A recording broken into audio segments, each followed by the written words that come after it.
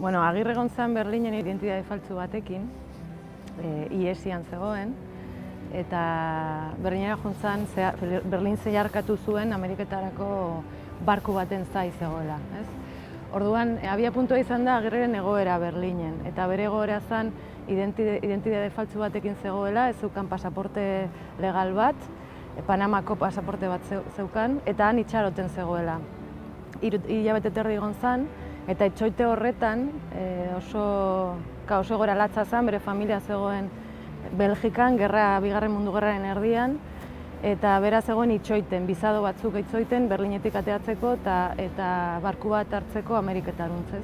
Oso ezin egon handi batean, eta aurre egiteko itxarote horreri zenbait gauza egiten zituen. Adibidez, eguneroko bat idatzi, adibidez, asko paseatu, zinemara joan, denbora pasa, ez?